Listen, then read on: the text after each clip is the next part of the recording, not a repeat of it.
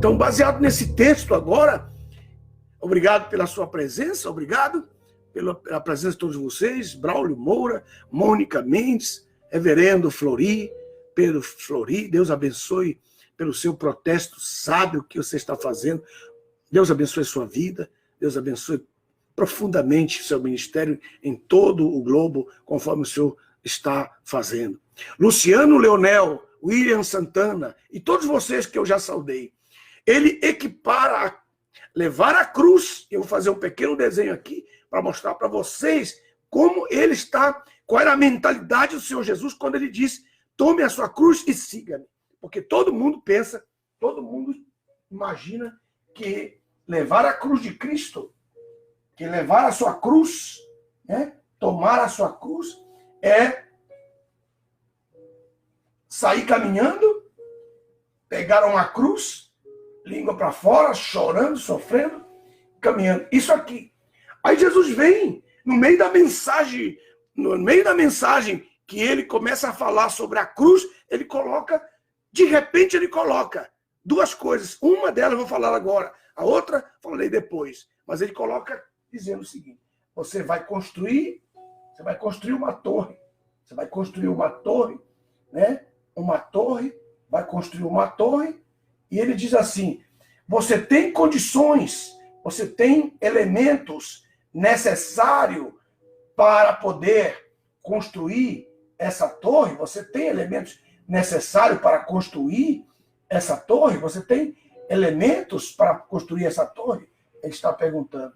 Então ele está dizendo, tomar a cruz, levar a cruz, representa ir até o final de um projeto.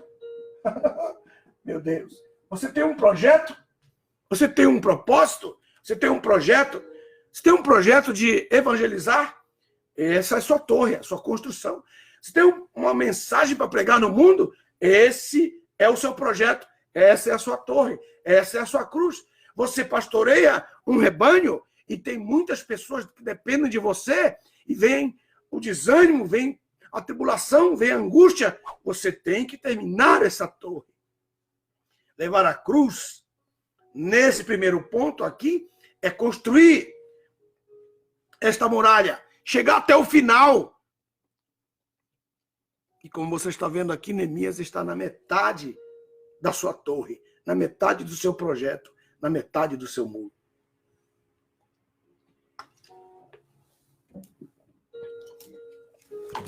E ele diz então, e ele fala de uma forma extraordinária, o Senhor Jesus, grandemente sábio, homem inteligentíssimo, com espírito de sabedoria, aleluia, bendito seja o nome do Senhor, está mostrando de uma forma extraordinária que levar a cruz não é simplesmente colocar um madeiro nas suas costas, ali é um exemplo que o Senhor Jesus fez por nós, uma vez por todas.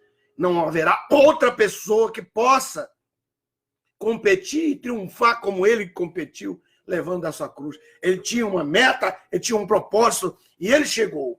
E como que você sabe disso? O livro de Hebreus, nos seus 2 últimos capítulos, a partir dos seus 2 últimos capítulos, ele coloca, dizendo que ele propôs, ele negociou com o Pai. Ele disse, eu tenho um propósito, eu tenho um negócio com meu Pai, eu tenho um negócio com meu Pai. E qual é o meu negócio? Levar a cruz até o final. E ao final eu quero assentar onde ele disse que eu vou assentar, reinar onde disse que eu vou reinar, dominar onde ele disse que eu vou dominar.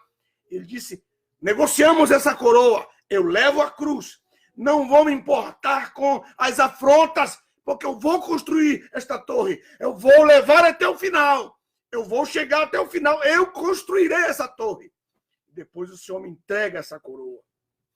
As dificuldades que ele teria para terminar esta torre, como Neemias, seriam as críticas, seriam os desafios, seriam as perguntas, seriam as palavras negativas, seriam tantas coisas. Dessas coisas todas, nós tomamos algumas palavras que estão aqui no capítulo 4, versículo 2, na edificação dessa torre, nesta cruz que ele tinha que levar. E o texto diz que eles fizeram essa pergunta no verso 2. Alguém coloca aí para mim, Neemias capítulo 4, verso 2, até o versículo... só o versículo 2 é suficiente. Então, ele faz estas perguntas. Você está construindo a sua torre, tem um propósito, tem um projeto, Deus vai te ajudar. Você precisa ter disposição. Então, para construir essa torre, precisa de pedras.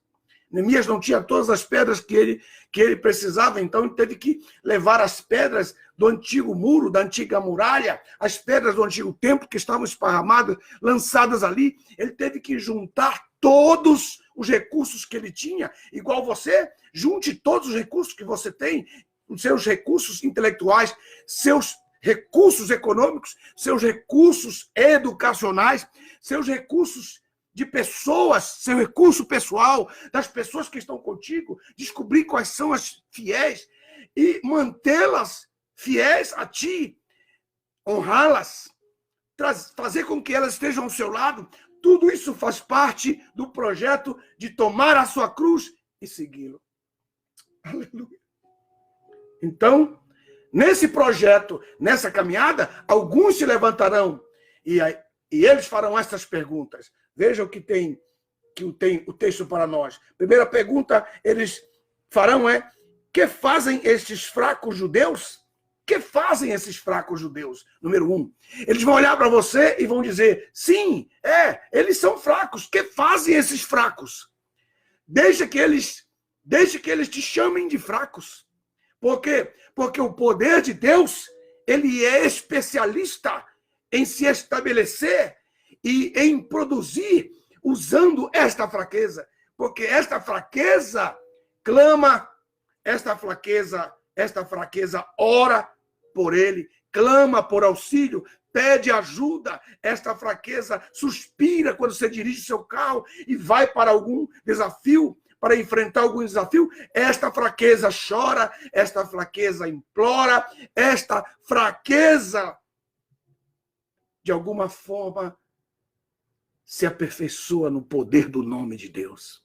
E dentro dessa pergunta que eles fazem, que as pessoas que olham para você, ao tomar a tua cruz, ao construir esta torre, as pessoas de fora, elas sempre vão perceber que você é um vencedor. Elas percebiam Tobias e Sambalate, olhavam para Neemias e eles diziam, esse camarada, ele vai conseguir.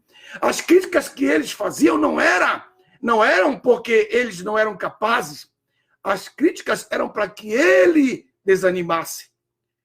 Quando Deus levanta grandes lutas contra a sua vida, não é porque ele quer te esmagar, é que ele quer revelar a grandeza que você é visto pelos que criticam, pelos que creem no seu trabalho e que não creem na tua obra. Então, o que eles fazem? Eles vão chamar você de fraco, mas, na verdade, você vai entender isso de uma forma inversa, porque eles reconhecem que Deus é contigo, que até este momento Deus providenciou as pedras, o cimento, as pessoas fiéis que estão ao teu lado. E às vezes você não entende porque aquela pessoa continua ao teu lado, mesmo sabendo das tuas necessidades, das tuas fraquezas, mas Deus coloca no coração delas o querer e o realizar. Deus coloca no coração dela, como está escrito no texto, e a ele ajude-o, e a ele ajudai.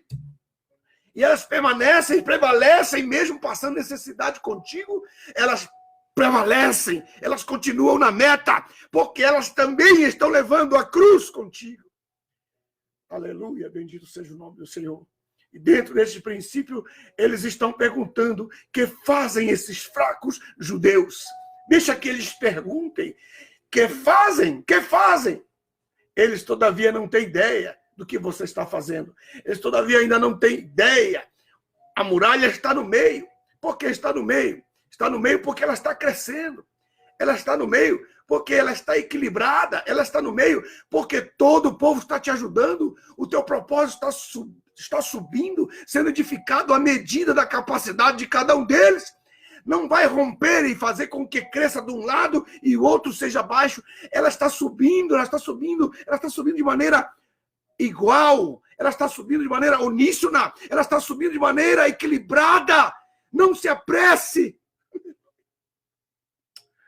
Bendito seja o nome do Senhor.